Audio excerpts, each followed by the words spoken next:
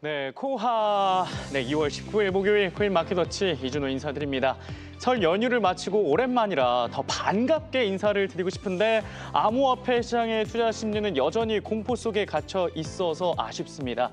연휴 초반에 살짝 반등하나 싶어서 즐거운 연휴를 보내나 싶었는데 비트코인은 1억 원 아래로, 이더리움은 300만 원 아래로 내려가면서 주요 코인을 비롯한 대부분의 코인이 약세를 보이고 있습니다. 게다가 공개된 미국 FOMC의 1월 의사록에서 금리 인상도 거론됐다는 소식에 향후 암호화폐 시장에 영향을 미칠 거시경제 전망도 밝지 못한 상황입니다. 경제 정책이 어떻게 흘러갈지 저희 코마워와 함께 꾸준히 체크하시기 바랍니다. 네, 그렇다면 현재 눈여겨봐야 할 이슈와 차트상 거래 흐름을 잘 살펴봐야겠죠. 톱데일리 강승혁 기자, 블록스트리트 최주은 기자 어서 오십시오. 코하. 네. 네, 본격적인 이슈 확인에 앞서서 2월 19일 목요일 오늘의 암호화폐 시장 전체 흐름을 뉴스메타의 키보드 차트를 통해 살펴보도록 하겠습니다. 먼저 시장 전체 흐름을 보여주는 키보드 라인 차트 확인해 보도록 합니다. 단기 추세선인 주황색 RSI 라인 반등하는 모습 보여주고 있지만 미약합니다. 하지만 장기 추세선이 초록색 시그널 라인은 여전히 하락세를 유지하고 있는데요. 장단기적으로 미약한 상승 시그널을 보여주고 있습니다. 네, 다음은 비트코인의 시가총액 점유율을 뜻하는 비트코인 도미넌스 확인해 보도록 하겠습니다. 비트코인 도미넌스는 현재 58.06%입니다. 연휴 직전 58.26% 비슷한 수준이죠. 여전히 비트코인의 점유율이 높은 수준이고요.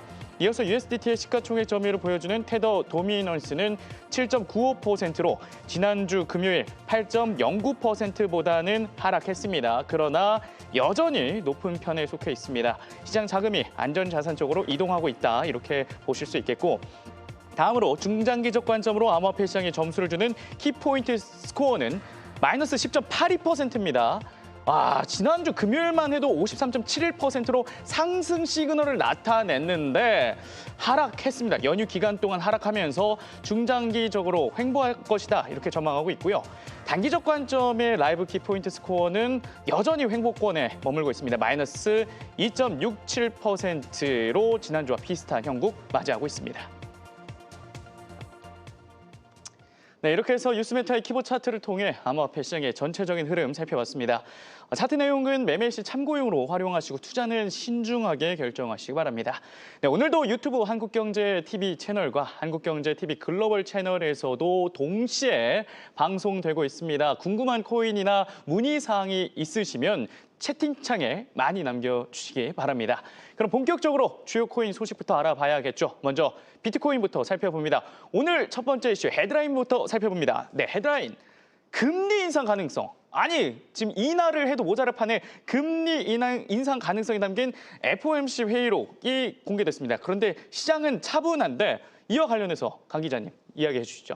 네, 한국 시간으로 오늘 새벽 4시 미 연준이 공개한 FOMC 이사록에는 일부 위원들이 인플레이션, 그러니까 물가 상승률이 목표 수준을 상회할 경우 향후 양방향적인 금리 경로를 지지할 수 있다, 이런 입장이 담겼습니다. 네. 이는 기준금리 인하 그리고 인상 가능성을 명시적으로 둘 다 언급한 것인데요. 네. 예전 같으면은 기준금리 인상 조짐만 보여도 인플레 경계감이 확 높아지면서 시장이 냉각되곤 했었습니다. 시장이 막 흔들렸을 것 같은데요. 예, 근데 그런데 오늘 시장 반응을 보면 나스닥은 이제 오전 4시 20분께부터 상승분을 이제 반납하기 시작하다가 다시 장막판에 말아올렸다라고 표현할 정도로 그 반등세가 나타났습니다. 시장에서는 금리 인상까지는 하지 않을 거다, 이런 반응으로도 해석을 할 수 있겠네요. 예, 시장 반응이 이제 그런 차트에 다 나타나는 것이니까요. 네. 예, 비트코인은 FOMC 회의로 공개 이후 65,800달러 선까지 떨어지만은 직후 66,000달러를 회복했고요. 네, 현재 업비트 공포 탐욕 지수를 보면은 투자자들은 공포 구간에 있는 것으로 확인이 되거든요. 네. 근데 이제 비트코인은 이제 마이너스 1% 수준의 약보합에 수렴을 했고 오늘은 약간 상승한 것으로 나타났는데 이것은 무슨 이유일까요? 예, 이 사력을 더 살펴보면은 대다수 참석자들이 이제 최근 몇 달 동안 고용에 대한 하방 리스크가 완화됐지만은 뭐 인플레이션이 더 지속적으로 높은 수준을 유지할 위험은 남아 있다라는 문구를 주목할 필요가 있습니다. 이 연준의 양대 정책 목표는 완전 고용과 인플레이션인데 이제 이제 인플레이션에만 더욱 집중할 수 있게 됐다. 이런 얘기입니다. 최근 데이터만 봤을 때는 고용이 여전히 강하다고 볼 수 있는데 어쨌든 추세선에서는 좀 그래도 둔화되고 있다라는 게 포착됐습니다. 그래서 최근 데이터만 봤을 땐 기준금리 내리기는 쉽지 않겠다 했는데 다행히 지난주에 발표된 이 1월 소비자 물가지수는 물가가 잡히고 있다. 이런 신호를 또 보냈죠. 네, 예, 잘 보시면요. 미국 인플레이션은 좀 억제되는 흐름이 나타나고 있습니다. 예, 미국 노동부는 1월 소비자 물가지수 CPI가 전년 동월 대비 2.4% 상승했다. 이렇게 밝혔는데 이는 작년 5월 이후 8개월 만에 가장 낮은 상승률이고요. 예, 변동성이 큰 에너지, 식품을 제외한 근원 CPI는 2.5% 올라서 이 역시 2021년 3월 이후로 4년여 만에 가장 낮은 상승률을 기록했습니다. 금리 인상의 조건인 인플레 어떤 상승과는 좀 거리가 있는 셈입니다. 좀만 더 낮아지면 금리 인하가 가능할 것 같은데 그래도 추세상으로는 안정되고는 있긴 합니다. 네. 그런데 이제 케빈 워시 차기 연준 의장에 따르면 AI가 인플레이션을 해결하는 키가 되어준다고 하는데 이분 말대로라면 금리는 쭉쭉 내리고 유동성 빵빵 확대되고 암호화폐 가격 쑥쑥 올라간다. 이런 시나리오도 그릴 수 있을 것 같은데 뭡니까 이건? 예, 지금 인공지능이 물가를 잡을 수 있다는 게 이제 케빈 워시 연준 지명자의 철학인데요. 이를 뒷받침할 만한 지표도 나왔습니다. 지표가 나왔군요. 네, 실제로 미국 노동부에 따르면요, 2025년 3분기 비농업 부문 시간당 보상은 2.9% 상승했지만은 노동 생산성이 4.9% 오르면서 단위 노동 비용이 결과적으로 1.9% 감소했습니다. 임금은 오르는데 생산성 향상으로 인플레이션 압력이 감소한다는 얘기입니다. 경제학자들은 AI 기술의 발달 덕분이다. 이렇게 보고 있습니다. 이 덕분에 물가를 AI가 잡을 수 있다. 이렇게 주장을 하는 거고요. 그렇습니다. 이제 경기가 침체할 때 물가가 오르면 스태그플레이션이라고 하는데, 근데 경기가 오르고 물가도 오르는 리플레이션 트레이드가 이제 일어난 이유입니다.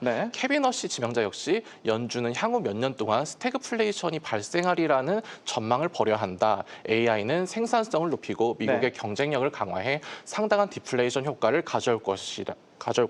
이렇게 지난해 11월 월스트리트 저널에 기고를 한 바 있습니다. 이번 연준 이사록에 포함된 일부 참가자들은 노동시장 상황이 크게 악화될 위험을 강조하면서도 인플레이션이 계속 하락할 것이다라는 자신감을 표현했다. 이런 대목도 있는데요. 이는 AI가 주는 노동 생산성 효과와 맞닿아 있습니다.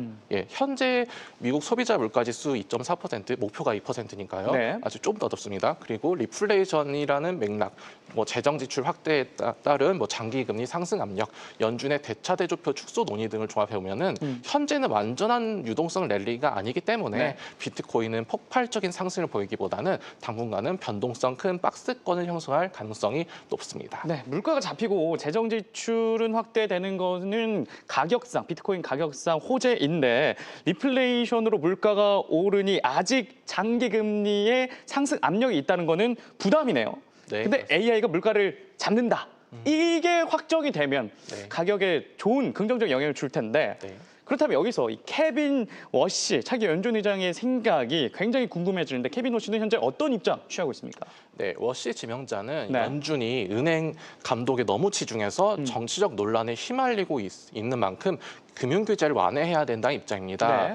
금융 규제가 완화되면은 은행들이 그렇게 준비금을 많이 쌓아놓을 필요도 없고 이제 그런 걸 실물 경제, 가게나 기업들의 이제 대출로다가 쭉 뿌릴 수가 있겠죠. 그럼 월가의 보조금 격인 대차 대조표를 줄이면 물가를 낮출 수 있고 이는 또 금리 인하에 여력이 된다는 게 워시 지명자의 생각입니다.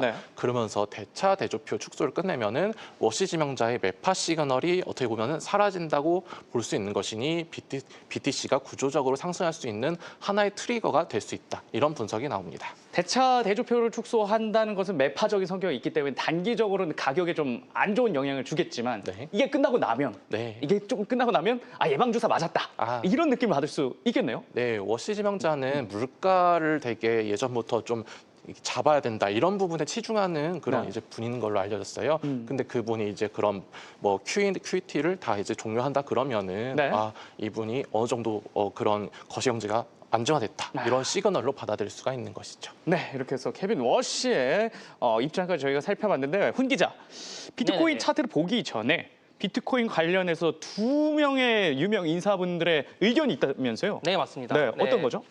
물론 한쪽은 네. 정말 어마무시한 그런 또 의견을 내놨고요. 네. 한쪽은 되게 희망찬 그런 장밋빛 같은 그런 소식을 좀 내놨어요. 완전 그래서 극과 극이군요. 네, 그래서 네. 물론 그 우리 한국 포함한 아시아 시장에는 지금 지난주만 하더라도 이번 주까지 불과 어제까지 그 까치 설날에 언제 왔을지도 모르게 훌딱 지나가 버린 너무 딱 갔어요. 설 연휴가 이제 훌딱 지나가 버렸죠. 그래서 그 설 연휴 동안 이제 비트코인 가격이 확 가느냐 아니면 떨어지느냐 이렇다 할 어떤 모멘텀이 없이 되게 좀 횡보하는 그런 움직임을 보였는데 그러니까요. 그런 와중에 한쪽은 이렇게 뉴욕 대학교 교수의 루비니 교수님 같은 경우는 이렇게 비트코인이 이제 곧 종말을 맞이할 것이다 이렇게 되게 어마무시한 의견을 좀 주장을 내놓았습니다. 네. 그래서 이 의견 단순히 주장이라고 하기에는 또 여러 가지 이분 나름 이제 그 여러 가지 근거를 이제 내놓았는데 첫 번째가 바로 그 블록필즈라고 하는 그 어떤 그 기관들 주로 기관들을 대상으로 하는 그 OTC입니다. 네. 장외 거래 비트코인 플랫폼이 최근에 그 입출금 이 막히는 그런 입출금 오류 사태를 또 이제 들먹이면서 네. 이제 이런 그 주장을 또 내놓았고요. 또 이분이 한 말에는 또 하나의 또 근거가 있는데 지난 1년 대비 금값은 60% 올랐는데 비트코인 값은 연간 6% 떨어졌다라고 하는 이런 주장을 또 내놓기도 했습니다. 그러나 비교했네요. 그러나 여기에는 이분 주장에 오류가 있음을 제가 잠시 후 차트를 보여드리면서 말씀을 드릴게요. 네. 그런 와중에 이 케빈 아니죠 그 돈나무 언니, 돈나무 언니 이제 돈나무 언니는 아하. AI 시대에 이제 들어섰으니까 네. 이제 앞으로는 전통 자산, 전통 금융을 뛰어넘어서 디플레이션이 혹은 인플레이션이 혹은 비트코인을 비롯한 크립토 커런시, 가상 자산은 앞으로 차세대 자산으로서 우리 시대의 이제 안전 자산 역할을 할 것이다라고 이제 또 장밋빛 그런 이제 전망을 내놓았는데 네. 과연 앞에 보여드린 그 루비니 뉴욕 대학교 교수님의 말씀이 과연 맞을지 네. 아니면은 우리 돈나무 언니, 누나라고 부르는 이분 캐시 우드님의 이런 장밋빛 전망이 맞을지 네. 자 극과 극이 있는 만큼 지금 이 시장은 기간 조정 즉 정 가운데서 지금 기간 조정을 보이고 있는데 과연 어디를 기점으로 기간 조정을 보이고 있을지도 잠시 후 차트, 비트코인 차트를 통해서 보여드릴게요. 네. 자 그리고 그런 와중에 최대 비트코인 매집사라고 또 알려져 있는 마이크로 스트래티지가 있죠. 그래서 마이크로 스트래티지의 최근 비트코인 보유 현황 또한 이제 또 가까운 또 이제 눈여겨 볼 만한 그런 주목을 받고 있는데 많이 물렸네요. 네, 그래서 아하. 이 비트코인의 최대 매집사라고 이제 이 타이틀이 박혀 있는 마이크로 스트래티지 현재 이름으로는 물론 앞에 마이크로를 빼서 스트래티지입니다. 이 스트래티지가 보유하고 있는 비트코인 물량이 71만 개가 좀 넘습니다. 그런데 이 71만 개의 비트코인 평당가가 7만 6천 달러 남짓합니다. 네. 그래서 한국 돈으로 하면은 이제 하나로 한 1억 2,600만 원 정도 이제 하는데 지금 비트코인이 오늘 저도 이제 업비트에 이제 비트코인 값을 검색해 보니까 1억이 안 돼요. 9,800만 원인가요? 그러니까요. 네, 그렇게 해서 지금 달러 미화로는 6만 6천 달러 이제 그 중간 언저리에 있어서 즉 이 비트코인 최대 매집사라고 하는 스트래티지마저 지금 비트코인 12%나 물려 많이 있습니다. 물렸네요. 네. 그리고 그런 와중에 네. 아캄 인텔리전스 제가 종종 보여드리는 이 블록체인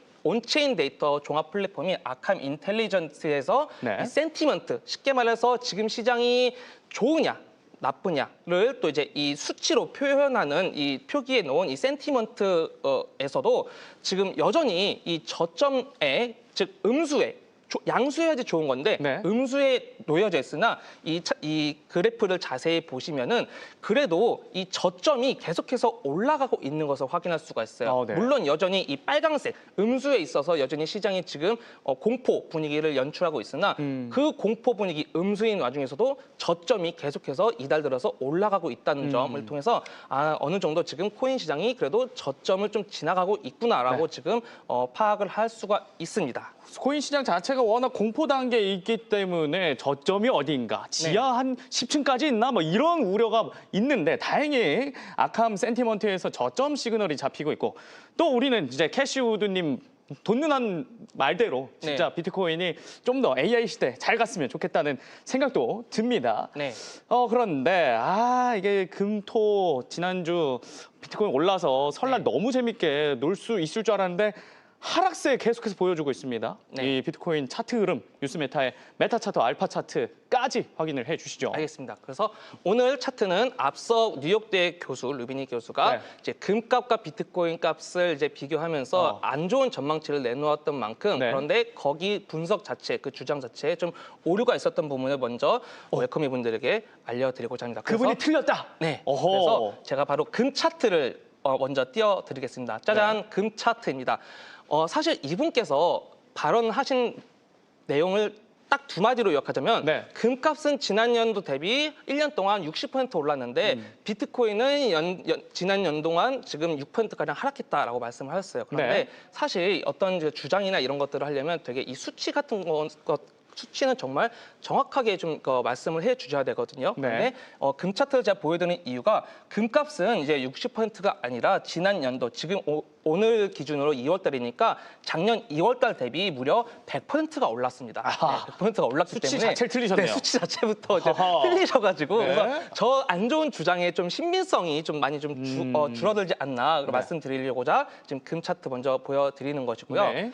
비트코인 차트, 자 비트코인 차트에서 과연 왜 과연 무조건 안 좋은 그런 전망만 내다보는 것이 아니라 네. 지금 관점에서 제가 서두에 기간 조정 중에 있다 말씀을 드렸냐면요.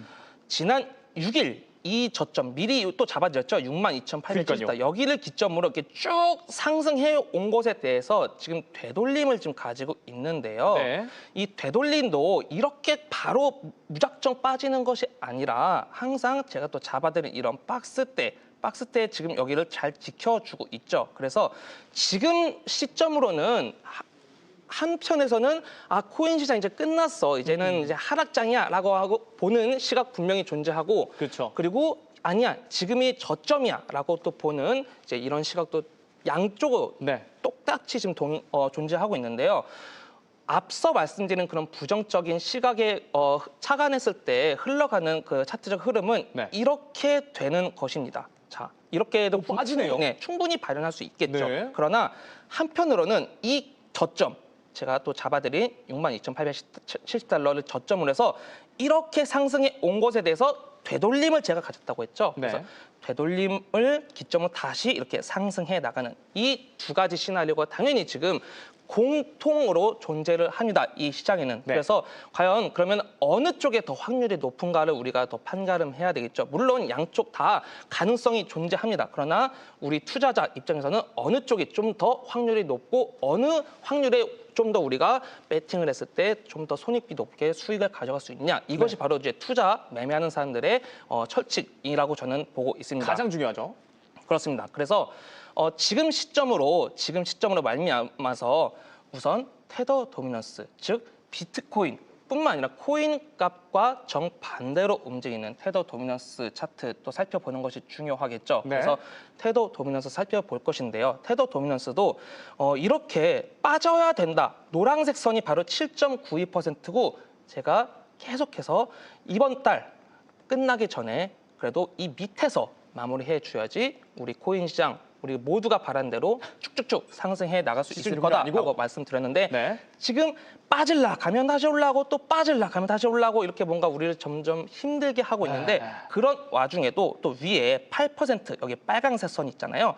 여기 그래도 지금 잘 못 넘고 넘길랑 하면 또 다시 빠지고 또 넘길랑 하면 또 다시 빠지고 해서 지금 이 구간은 계속 이렇게 회전 회오리를 그리면서 이렇게 지금 횡명보를 하고 있어요. 이것이 그대로 비트코인뿐만 아니라 가상자산 시장에도 반영이 돼서 지금 기간 조정을 거치고 있다라고 제가 말씀을 드리는 것이거든요. 네. 그래서 물론 지금 설 지나고 이제 앞으로 2월 달도 벌써 좀 반 이상 지나갔기 때문에 2월 달 끝나기 전에 그리고 가장 좋은 시나리오는 물론 이번 주도 지금 벌써 오늘이 목요일이어서 네. 남은 기간 얼마 안 남았지만 남은 시간 동안 이 음봉이 그대로 유지되면서 이 노란색 밑으로 테더 도미넌스가 빠져주는 것이 가장 아름답지 않나라고 저는 보여지는데 물론 지금 이 위에서 계속 행명보하면서 캔들이 형성되더라도 새로운 이제 저점을 또 제가 잡아드린다고 분명히 말씀드렸죠. 그렇죠.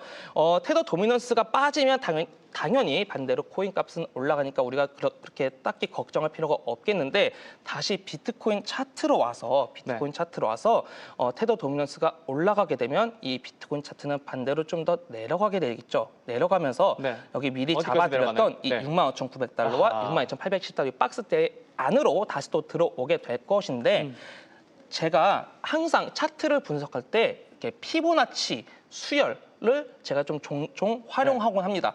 피보나치 수열 수학적인 거라서 너무 복잡한 걸 알 필요가 없는데 이 수열 안에는 되게 황금 비율, 중요한 수치가 존재하는데 바로 0.618과 1.618이라고 하는 수치가 존재하는데요.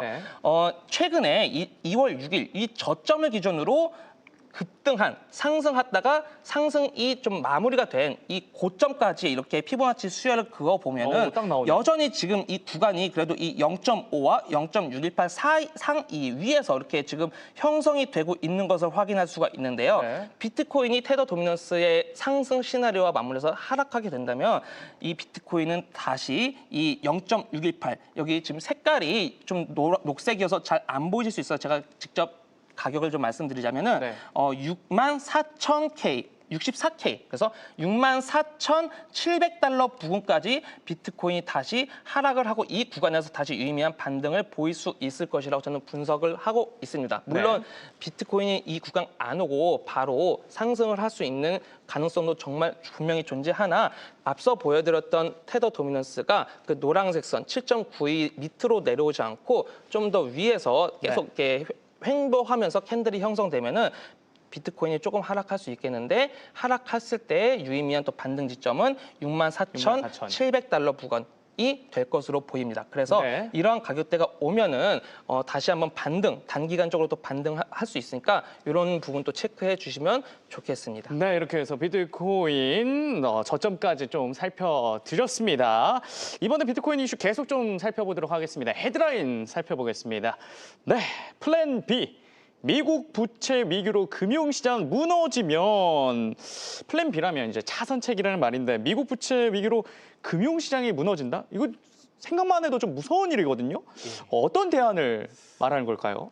앞서서 이제 캐비너시 이제 지명자가 뭐 AI 발달로 뭐 물가도 오르지만 경기도 좋아진 어떤 골디락스적인 그런 경기를 얘기했다면은 만약에 AI 기업이 그런 이제 경제를 받쳐주지 못하면 그때 어떤 부채가 이제 표면화되겠죠. 어떤 완전 거품 묻어지는 거잖아요. 너네 빚도 많은데 실적 못 내네. 약간 이런 얘기들이 위기론이 부각되지 않겠습니까? 그래서 베스트셀러 부자 아빠 가난 아빠의 저자로 유명한 그 로버트 기요사키라는 분이 있으십니다. 근데 이분이 자신의 SNS에 역사상 가장 큰 주식시장 붕괴가 다가오고 있다. 준비되지 않은 이들에게는 최악의 악몽이 될 것이다. 뭐 이렇게 경고를 하면서 나는 비트코인에 대해서 매우 낙관적이어서 가격이 하락함에 따라 점점 더 많이 구매하고 있다. 이렇게 밝혔습니다. 이번에 엄청 많이 매수하셨겠네요, 저분 그러면? 그렇습니다. 이제 계속 뭐 그 비트코인, 이더리움, 이런 거를 주요 포트폴리오로 구축을 하고 있다. 이렇게 스스로 밝히신 분이에요. 뭐 기요사키는 이제 지난해 미국 국채 잔액이 사상 처음 30조 달러를 돌파했을 때 이제 미국 달러 가치가 무너지면서 거품이 끼어 있는 모든 자산이 붕괴할 것이다. 이렇게 경고를 한 바가 있습니다. 미국이 돈을 찍어서 문제를 덮을수록 통화 가치가 희석한 결과 통화 신뢰가 붕괴해서 자산 시장이 무너질 것이라는 게 뭐 기요사키가 주장하는 그런 프레임입니다.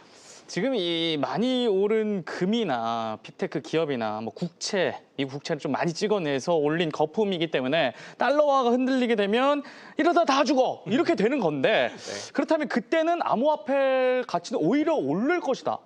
이렇게 본다는 거잖아요. 이 시나리오를 들고 온 이유인데요. 통화가 재팽창할 때 뭐 달러 가치가 악화하는 것과 달리 비트코인은 이제 중앙은행 통제가 불가능하고 뭐 공량 제한이 있는 만큼 오를 수 있다 이렇게 보는 논리입니다. 그러나 비트코인이 기관 투자자들의 포트폴리오에 편입이 많이 됐고 뭐 제도화가 많이 진행된 이상 뭐 실질 금리 영향에 더욱 노출되면서 금융시장 붕괴 직후에는 뭐 BTC가 같이 빠질 가능성도 배제할 수는 없다 이런 지적도 나오는데요. 다만 기요사키 발언에서는 BTC가 거시적 유동성에 좌우된다 이런 기본적인 원칙은 확인할 수가 있습니다. 그러니까 비트코인이 공급량이 제한되어 있기 때문에 금처럼 좀 그런 움직임을 보일 수는 있긴 있지만 그래서 좀 영향력이 디커플링이 둘이 될 수는 있지만 이게 그래도 요즘 기관들이 너무 많이 사기 때문에 영향을 받을 수 없다. 되게 애매한 주장인 것 같은데 하면 뭐 비트코인에 영향을 주는 게 미국 국채 발행량이다라는 분석을 내놓은 보고서도 있다면서요? 예, 크립토 투자사이자 시장 조성자인 키록이 보고서를 내고 비트코인 가격에 영향을 미치는 주요 동성 지표는 연준의 대차 대조표가 아닌 국채 발행량이다. 이렇게 주장하는 것도 눈에 띕니다. 아까 좀 상반된 의견인 것 같은데. 이런 설도 있는 겁니다. 그러니까 이분도 키록도 약간 나름의 차트를 분석하고 이렇게 얘기를 하는 것인데요. 이 주장에 따르면요, 2021년 이후에 국채 발행량은 BTC 가격에 약 8개월 앞서서 선행해서 움직이면서 약 80%의 상관관계를 보인다. 이렇게 분석을 했습니다. 그렇다면 이게 국채 거품이 어느 정도 암호화폐에도 껴있다 이렇게도 볼 수도 있겠네요. 그렇습니다. 아미르 하지양 키록 연구원은 재무부가 국채 발행 규모를 확대할 때 이는 실물 경제로 유입되는 지출을 조달하는 것이며 결국 비트코인과 같은 위험 자산으로 흘러들어간다. 국채 발행이 감소하거나 마이너스로 전환되면 이러한 재정적인 뒷바람은 사라진다. 역사적으로 수중국채 발행 증가는 비트코인 수익률과 통계적으로 중요한 연관성을 보여왔다. 이렇게 분석을 했습니다. 향후 4년간 38조에 달하는 미국 국가부채의 상당분이 만기를 맞는데 이는 미국 재무부가 제로금리 수준에서 조달된 이제 부채 대부분을 더 높은 금리로 재융자해야 된다는 것을 의미한다고 보고서는 짚었습니다. 재무부가 부채 이월을 위해서 국채 발행을 늘려서 2028년까지 단기 국채 발행 규모가 연간 6천억에서 8천억 달러에 달할 것으로 그리고 이를 유지할 것으로 전망을 했습니다. 미국 정부의 주거래 통장 불리는 재무부 현금 잔고 TGA라고 하는데요. TGA는 지난해 10월 9천억 달러 수준까지 늘었는데 재무부는 올해 4월 세수 유입의 영향으로 TGA 잔액이 4월 말경 1조 250억 달러 수준에서 정점을 찍을 것으로 예측을 했습니다. 이후에 TGA 방출이 본격화하면은 유동성 공급은 더 빨라질 수 있다. 그래서 비트코인과도 좀 어떤 순행적인 그런 움직임을 보일 수 있다. 이렇게 분석이 됩니다. 결국에는 비트코인도 거시경제 영향을 완전히 벗어날 수는 없다라고 이렇게 볼 수도 있겠습니다. 이렇게 해서 비트코인 살펴봤고요. 다음은 이더리움 확인해 보도록 하겠습니다. 이더리움 이슈 헤드라인으로 보여주시죠. 부사 일생 실리콘밸리 은행 피터 틸에 서륙할까? 페이팔과 팔란티어의 수장으로 유명한 피터 틸과 실리콘밸리 은행에 관련한 이슈인 것 같은데 이 실리콘밸리 은행 파산 사건은 2023년 지역은행 파산 우려까지 확대되면서 증시와 코인 시장에도 악영향을 줬었던 사건이잖아요. 오늘은 어떤 내용이죠? 이거 좀 재밌는 내용 같아서 들고 왔는데요. 2023년 실리콘밸리에서 가장 큰 상업은행으로 꼽힌 SVB, 실리콘밸리 은행은 파산 사태로 국내 자산시장에 상당한 후폭풍을 일으킨 바 있죠. 국내 금융당국에서도 많이 이제 신경 썼던 부분이고요. 크립토 전문지인 코인데스크에 따르면은 SVB가 퍼스트 시티즌스 은행에 인수돼 현재 자산 2,300억 달러 보유한 미국 상위 20개 은행으로 성업을 하고 있다고 합니다. 망한 줄 알았는데 되게 성업하고 있는 거죠. 그렇죠. SVB 파산에 영향을 준 인물 중 하나가 페이팔 공동 창업한 실리콘밸리 건물 투자자 피터 틸이 지목됩니다. 당시 외신에 따르면요, 피터 틸의 파운더스 펀드가 자사 포트폴리오 기업들에게 SVB에서 자금을 빼내라, 철회하라 이렇게 권고를 했다라는 보도가 나왔습니다. 당시에요. 이후 인출이 가속화됐고 이게 약간 SVB 파산으로 이어지는 하나의 트리거가 됐다. 뭐 이런 이제 분석도 나옵니다. SVB는 지금 현재 크립토 기업 및 벤처 회사들과 500개 이상의 그런 관계를 유지하고 있는데 피터 틸은 최근 지난해 말에 디지털 은행 에레보르를 지난해 설립해서 경쟁 구도를 만들기도 했죠. SVB가 이더리움에 기반한 스테이블 코인 열풍에 힘입어 피터 틸에 서륙전을 할 수 있을지가 업계의 관심사로 떠오르고 있습니다. 죽지 않고 살아 돌아온 이 실리콘밸리 은행이 금융 치료가 아닌 금융 복수를 하기 위해서는 이더리움에 기반한 스테이블 코인의 열풍이 좀 필수적이다. 이렇게도 볼 수 있겠네요. 네, 그렇습니다. 지표를 보면요. 피치북 데이터에 따르면은 미국 암호화폐 기업의 벤처 자금 조달은 지난해 44% 조달한 79억 달러에 달했고 미국 최대 은행인 JP모건은 비트코인과 이더리움을 담보로 받아들일 계획이라고 합니다. 비트고, 서클, 팍소스, 리플 등 블록체인 기반 기업들이 디지털 자산 신탁은행 라이선스를 획득하는 과정에 있고요.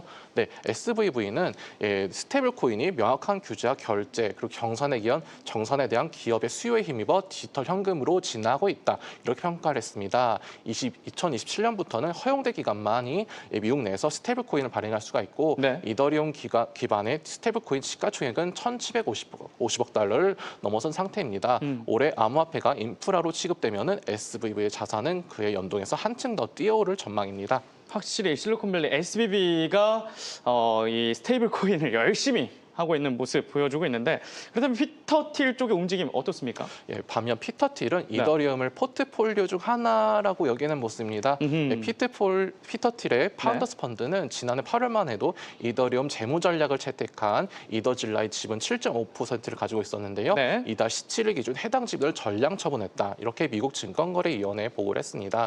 이더질라는 항공기 엔진임대 토큰화된 노출을 제공하는 서비스를 선보이는 등 사업 다각화에 막 시동을 걸었는데 피터 틸의 어떤 철수로 이더리움 재무 전략 자체가 타격을 받았다. 이런 평가가 나오는 그런 이유입니다. 네. 반면 월가는 피터 틸과 좀 다른 모습입니다. 전통 금융에 도전하는 피터 틸 등 신흥 기술 기업에 맞서서 월가는 이더리움을 어떤 금융을 패권과 영향을 유지하기 위한 월가 토큰으로서 더욱 빠르게 채택하는 모습인데요. 네. 예를 들어서 블랙록은 이더리움 재무 전략의 대표 기업인 비트마인 지분을 165% 늘리기도 했습니다.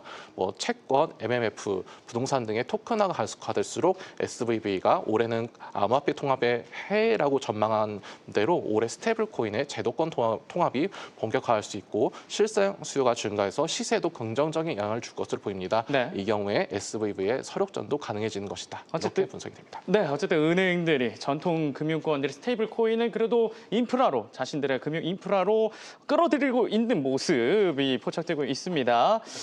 그런데 가격은 2,000달러를 회복하지 못하고 있는데 훈 기자님. 네네네. 유스메타의 메타 차트, 알파 차트 보면서 이더리움의 차트 상황 자세하게 설명해 주시죠. 네, 앞서 말씀드렸던 그 비트코인과 그리고 이더리움 같은 경우는 지금 단기적으로 네. 이 유스메타의 메타 차트 이 스코어 수치들이 되게 상이하게 유사하게 움직이기 때문에 이더리움의 메타 차트부터 이제 통합해서 말씀을 드리겠습니다. 네. 이더리움 메타 차트 중에 알파 차트입니다. 제가 이 노란색 선이 어느 쪽에 위치하는지 그리고 노란색 선이 캔들 위에 있는지 아래에 있는지를 또 보는 것이 굉장히 중요하다고 말씀드렸죠. 그런데 전반적으로 이 노란색 선이 그래도 쭉 하락해서 지금 어느 정도 저점을 바닥을 계속 만들어가면서 여기서 이렇게 횡보 기간 네. 조정을 거치고 있는 것을 확인할 수가 있어요. 고통스럽네요. 이는 이더리움뿐만 아니라 지금 비트코인도 상당히 지금 동일하게 흘러가고 있습니다. 네. 그래서 지금 물론 이 노란색 이 선과 캔들이 계속 지지고 볶고 위아래 아래 왔다 갔다 하면서 좀 더 이게 지저분하게 기간 조정을 거칠 수 있겠으나 그래도 지금 지금 구간이 어느 정도는 어느 정도 저점 구간이다라고 좀 보여질 수 있는 그런 모습을 또 보여주고 있습니다. 네. 그리고 키보스코어에서 물론 이 초록색 선이 3주 뒤에 예측치를 나타내는 그런 지표로도 쓰이나 저는 항상 웰코인 분들께 뭐라 그랬죠? 바로 이 간격이 어떻게 형성되느냐에 따라서 저는 가격의 상방, 하방을 본다고 했죠. 그래서 네. 현재 물론 이 이격이 벌어지고 있어서 이 간격이 좁아지는 만큼 당분간 이 비트코인 그리고 이더리움 값도 좀 더 하락할 수 있겠으나 그러나 지금 구체적으로 지금 가격이 저점인지는 잠시 후에 횡보할 이더리움 차트에서 또 보여드릴게요. 그래서 제가 말씀드린 것이 가격이 지금 단기적으로 오를 것에 대해서 또 다시 오를 만큼 또 되돌림, 하락을 할 수 있고 그래서 당분간 지저분하게 기간 조정, 횡보할 수 있겠다라고 말씀을 드리는 것이 바로 이 키보스코어의 또 간격이 현재치와 예측치가 좀 이격이 많이 벌어져 있으니까 이것을 착안해서 또 말씀드리는 것이거든요. 네. 자, 그래서 과연 이더리움 같은 경우는 지금 어떠한 흐름을 또 보여가고 있을지 그리고 왜 훈 기자가 저점이라고 말씀을 드렸는지 차트를 통해서 좀 말씀드릴게요. 먼저 이더리움 일봉 차트입니다. 일봉 차트에서 최근에 이게 쭉 하락하면서도 그냥 바로 하락하는 것이 아니라 하락하는 중간에도 이렇게 제가 또 저점 충분히 단기적으로 대응할 수 있는 구간들도 제가 잡아드렸죠. 네. 그래서 이 구간 그리고 지금 이 구간 다 잡아드렸는데 지금 이렇게 최근에 2월 6일 비트코인도 마찬가지로 62,800달러 구간에서 지금 다시 반등했던 것만큼 이더리움도 이 구간 바로 1,834달러 그리고 주봉 차트에서는 1,700달러 구간에서 반등을 했었던 걸 확인할 수가 있습니다. 그래서 네. 지금 이 1,896달러, 1,858달러 이 박스를 그래도 잘 지키면서 그리고 비트코인과 마찬가지로 이더리움도 이렇게 하나의 채널을 그려서 여기서 이렇게 지금 기간 조정 및 횡보를 그려가고 있습니다. 자, 그렇다면은 이더리움이 이 횡보하는 장세 속에서도 그나마 단기적으로 좀 더 상승의 무게를 두를 수 있는 시나리오를 그리기 위해서는 네. 어떤 구간을 좀 넘고 또 안착을 해야 되는지 제가 그래도 여기 선을 2개 그어놨는데 바로 이 박스와 맞닿는 지점인 1,992달러 여기 선이거든요. 네. 여기를 안착을 해주면은 그래도 추가 단기간, 그러니까 당분간 물론 다시 또 올 수도 있겠지만 당분간 좀 더 상승의 무게를 둘 수 있는 근거가 돼요. 그래서 물론 이 말은 반대로 해석하자면 이 1,992달러 그리고 바로 밑에 또 어디죠? 여기 1,980달러 이 선에서 또 저항을 맞을 수 있다는 뜻으로 네. 충분히 해석할 수가 있는데 이 구간 1,980달러와 1,992달러 구간을 그래도 저항을 맞더라도 그래도 안착 특히 오늘봉 양봉 띄워주고 있는데 내일 아침까지 어떤 봉으로 마무리될지 모르겠으나 오늘 봉이 그래도 요 위에서 좀 마무리가 된다면은 그래도 내일 한 번 더 이 박스 안으로도 도전 즉 2,000달러를 재도전할 수 있는 그런 단기적인 그 움직임이 나올 수 있을 것으로 보여지고요. 반대로 이 구간 1,980달러 또는 1,992달러에서 저항을 맞을 수도 있잖아요. 그쵸. 그러면은 당분간 또 다시 이렇게 하락을 해서 이 밑에 박스 1,896달러 여기 박스 상단부까지 다시 또 올 수가 있겠어요. 물론 이 박스에서 다시 또 지지를 받고 상승을 할 수 있을지는 또 이제 그때 가봐야 알겠지만 네. 지금 요 1,980달러와 92달러를 오늘 봉이 좀 제대로 좀 도전해주고 안착을 해주는지가 좀 단기 트레이딩 포인트로 좀 중요해 그런 관점으로 중요해 보이고요. 네, 홍 기자. 그래서 이제 상단과 하방을 이렇게 잘 잡아주셨는데 네. 일단은 이더리움 차트 분석을 잘 해주셨습니다. 네. 근데 리플 조금 더 시청자분들이 궁금하신 분들이 많아서 네네. 리플 바로 다음 이슈로 넘어가 보도록 하겠습니다. 네. 헤드라인부터 살펴보겠습니다. 리플 보여주시죠. 네, XRP 매도 폭탄 이 정도면 한국 코인이냐? 이게 한국에서 유독 인기가 많은 건 리플이 사실이긴 합니다. 네. 어떤 내용이죠? 네, 리플 정말 한국에서 2017년에 대중화의 원년 그럼 크립토 대중화의 원년 2017년에 네. 36,000% 수익률 한 해만 기록하고 리플로 인생 역전했다 이런 얘기도 이제 그쵸. 한국 투자자들한테 무슨 좀 강한 인상을 남겼습니다. 신화죠, 신화. 예, 네. 그래서 최근에 어떤 상승세도 이제 한국 투자자들이 추동했다 이런 얘기들이 나오고 있는데요. 네. 근데 그런 리플이 이제 국내 최대 가상 거래소인 이제 업비트에서 특정 세력에 의해서 일방향 매도 알고리즘이 1년 가까이 작동해왔다는 주장이 나왔습니다. 네. 예, 주문장 분석 전문가로 꼽히는 돔에 따르면요, 업비트의 XRP 거래상이 10개월 연속 순매도를 기록했는데 자세히 살펴보니 자동화된 봇 한 대가 17시간 동안 거의 쉬지 않고 작동해서 전체 거래 61%를 0.01초 이내에 실행했다는 겁니다. 네. 봇이 아니면 못하는 거죠. 네, 그 결과 50억 달러에 달하는 33억 XRP가 매도됐는데 네. 10월 이후 한국 개인 투자자들의 매수세가 붙어서 이제 프리미엄 플러스로 전환하자 매도량이 하루 630만 개에서 1,120만 개로 2배 가까이 늘어나는 것도 네. 주목할 만합니다. XRP 전체 유통량의 5.4%에 달하는 33억 개가 이제 한국 거래소에서 팔았는데 네. 누가 그렇게 많은 원화 유동성이 필요했는지 의문이라는 겁니다. 확실히 리플은 한국 분들이 진짜 많이 좋아하시는 것 같은데 동접자도 보면 리플 이야기 할 때 엄청 늘어요. 그래서 네. 리플 지금 차트 분석이 좀 시급한 것 같습니다. 현재 1.42달러 선에 움직이고 있는데 훈 기자. 네네네. 이 리플 오를 수 있을까요? 한국 분들이 너무 기다리고 있는데. 물론 한국 분들도 많이 기다리지만 네. 우리 준호 MC도 많이 기다리실 것 같습니다. 제가 좀 관심 눈여겨보고 있죠. 네네네. 네. 네, 그래서 사실 XRP 같은 경우도 네. 제가 미리 또 잡아드린 구간들에서 다시 다 반등을 했고 지금 되돌림을 사실 XRP 같은 경우는 앞서 보여드린 비트코인 네. 그리고 이더리움 대비 덜 빠졌어요. 아. 네, 되돌림 그 퍼센테이지가 차트 보시면 아시겠지만 덜 네. 빠졌고 그리고 반등을 했고 또 다시 제가 미리 잡아드린 이런 박스대에서 저항 맞고 다시 또 빠진 상황인데요.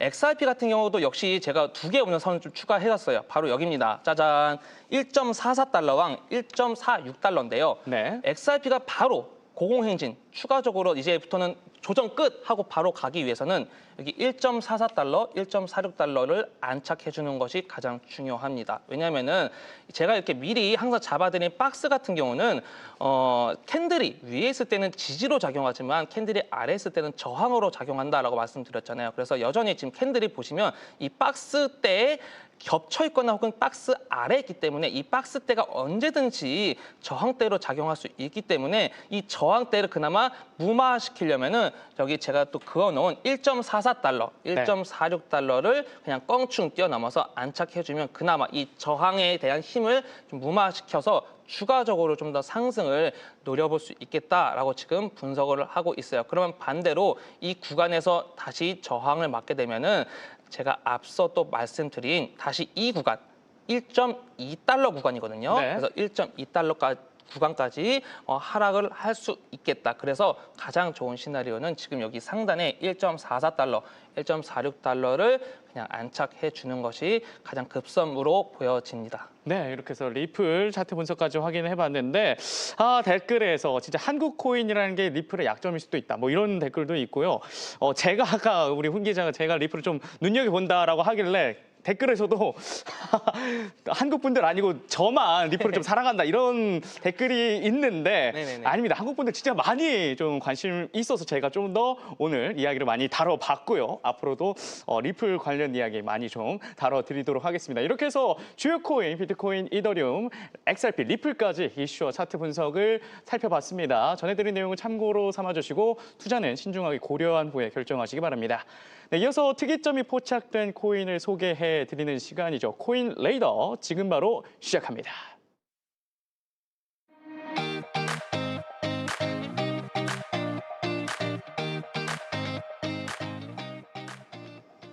네, 2월 19일 현재 시각 업비트 기준 전일 대비 급등하고 있는 코인 살펴보도록 하겠습니다. 도파민이 터지는 시간. 네, 3일 10% 상승하고 있는 인젝티브고요. 11.18% 상승하고 있는 만트라, 그리고 23.2% 상승하고 있는 오브스입니다. 오브스 지금 급등 순위 1위에 있는데 훈 기자, 현재 네. 오브스 차트 상황 어떻습니까?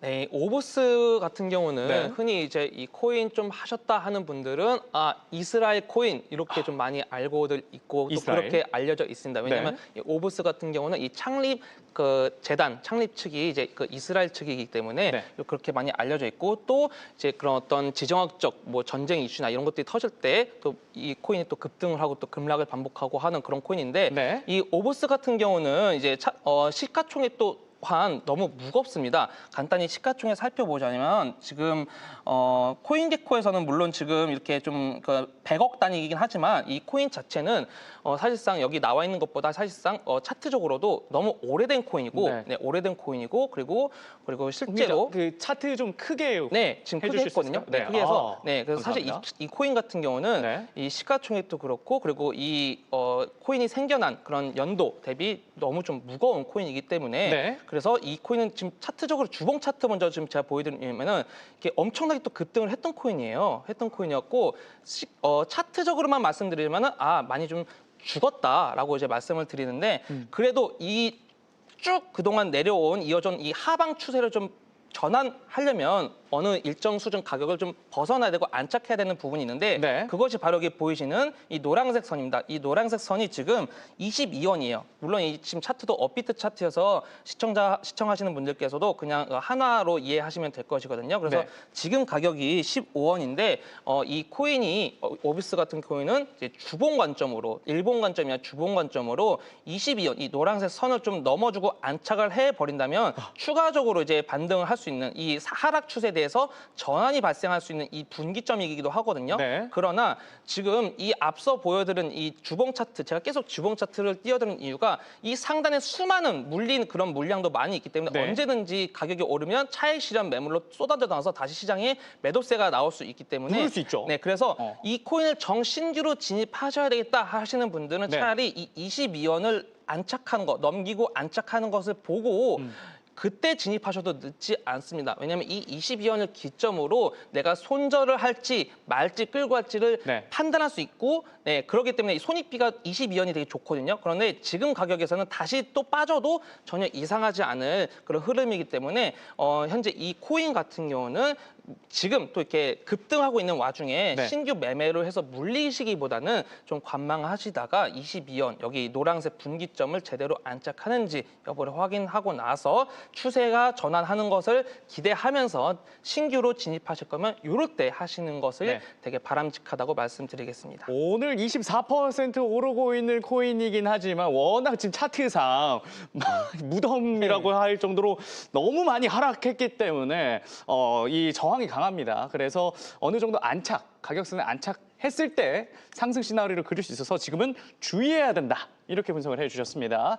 자, 이어서 코인 백서 시간 계속 이어가 보도록 하겠습니다. 수많은 알트코인 중 오늘 소개할 코인 어떤 게 있을까요? 네, 보여주시죠. 오르카. 되게 이름이 예쁘네요. 오르카. 지난 한 주간 업비트 기준으로 70% 넘었는데 이걸로 이제 수익을 내신 분들은 설날에 용돈을 또 많이 주셨을 것 같아요. 오르카 어떤 코인이고 주목할 만한 이슈 무엇이 있었을까요? 네, 오르카가 왜 올랐을까요? 어. 네. 오르카가 아재개 가신 건가요? 네, 이런 맛도 있어야죠. 네. 왜 올랐을까요? 네. 오르카는 솔라나 블록체인 위에서 운영되는 대표적인 탈중앙화 거래소 덱스라고 하죠. 네. 로 이제 빠른 거래속도, 저렴한 수수료, 직관적인 UI를 갖추고 있습니다. 단순한 수학 기능을 넘어서 집중 유동성 풀, 런치패드, 프로토콜 수수료까지 보유자에게 좀 유리한 방향으로 전환하는 그런 토큰 디자인을 갖춘 생태계로 발전했다는 평가를 받는데요. 네. 상위 10대 수수료 생산자 중 하나, 그리고 플랫폼 내 상위 5위 덱스로 꼽히는 좀 어떤 근본력이 좀 있는 이런 토큰입니다. 근본도 있고 기술력도 갖췄는데 근데 공매도 포지션이 좀 많았다면서요? 네, 그렇습니다. 이처럼 생태계에서 주요한 역할을 하고 있음에도 불구하고 네. 공매도 포지션 지속 축적되면서 토큰 가격에 하락 압력을 받은 바가 있는데요. 근데 파생 상품 덱스 시장이 주목받고 최근 중앙거래소에서 비트코인 비거래소에서 네. 비트코인 중앙거래소 이제 비트코인 그걸 엄청 대량으로 오지급하는 일이 있었잖아요. 아, 맞아요. 네, 그래서 상대적으로 이제 덱스가 좀 주목받는 그런 흐름인데요. 네, 이렇게 주목받으면서 숏 포지션을 쥐었자는 쇼스퀴즈가 어떤 오름세를 더하고 있다 이런 분석이 나옵니다. 네. 지난 17일 24시간 동안 숏 포지션은 183만 달러가 형성이 됐는데 오르카가 급등하면서 1시간 만에 45만 4천 달러의 청산이 이루어졌습니다. 네. 랠리에 힘입어서 오르카 토큰에 대한 미결제 약정, 그러니까 아직 청산되지 않은 거래가 이제 6개월 만에 최고치인 2,300만 달러를 넘어섰습니다. 네, 다만 토큰의 발행 권한이 여전히 일부 지갑에 남아 있어서 거버넌스 측면에서 투명성 리스크가 일부 존재한다. 네. 이런 분석도 주의할 만합니다. 오르카가 왜 올랐을지 봤을 때 이제 탈중앙화 거래소에 대한 관심도가 높아지면서 네. 여태 이 공매도 물량이 터지면서 막 올랐군요. 네, 그렇습니다. 자, 그러면 오르카 네. 차트상 더 오를 수 있을까요? 네. 아니, 네. 기자님 시작해 주셔가지고. 네, 재밌네요. 네. 그쵸. 우선 오르카 같은 경우도 이제 네. 알트코인이죠. 그래서 지금 알트코인들이 이제 네. 순환하면서 이제 업비트 창 보면은 하루가 다르게 오늘은 이 코인이 올랐다가 또 내일은 오르카가 오를까 뭐 이런 식으로 계속 코인들이 네. 알트코인들이 계속 그 순환 불장을 또 연출을 하고 있죠. 그래서 제가 알트코인 같은 경우는 항상 이 차트 요거를 한번 좀 살펴보시면 좋다라고 말씀드리는 게 바로 상위 시가총액 10위를 제외한 나머지 코인들의 시가총액 합, 바로 짜자리들. 아더즈, 짜자리들의 시가총액 합, 아더즈 이 차트인데요. 이 차트가 이 노란색 선을 좀 빨리 이렇게 껑충 뛰어 넘어줘야지 알트코인 미니 불장이 연출된다고 했는데 네. 아직까지 이 아래서 있어가지고 이 알트코인 순환 불장이 언제까지 이어질지는 좀 모르겠네요.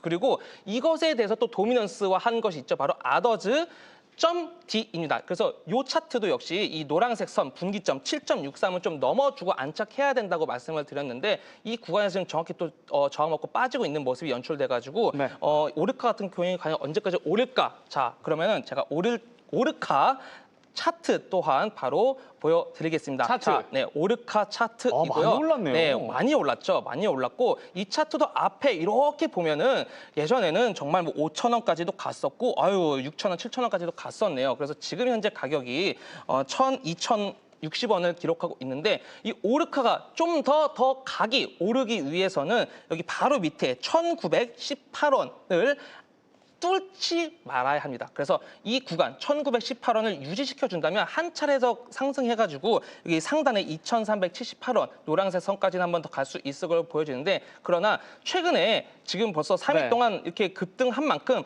바로 당장 빠져도 이상하지 않을 코인이거든요. 그래서 이 구간을 이탈하게 되면 바로 밑에 1,730원이나 그 밑에 1,596원까지도 충분히 다시 빠졌다가 이 구간에서 다시 바닥을 다지고 상승할 수 있는 그런 그림도 연출이 가능하기 때문에 네. 지금 구간에서는 보유자의 영역이므로 이렇게 급등을 연이어서 하고 있는 코인 같은 경우는 신규 매매는 비추천드리겠습니다. 설령 오르더라도 말입니다. 네.